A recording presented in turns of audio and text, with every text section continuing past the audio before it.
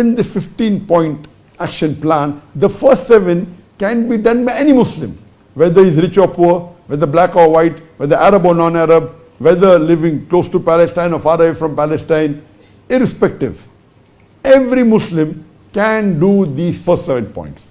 The balance 8 points from the 15-point action plan can be done by those people who Allah has given niyama or have blessed with certain facility. But the first 7, every individual Muslim can do, whether rich or poor, whether black or white, whether Arab or non-Arab, whichever part of the world he's living in. Number 1, the least a Muslim can do is do dua for our brothers and sisters in Palestine. The least we can do is do dua to Allah subhanahu wa ta'ala. We pray to Allah subhanahu wa ta'ala that may He give steadfastness to the Palestinians. May He give them sabr. May He elevate their suffering. May He ease things for them.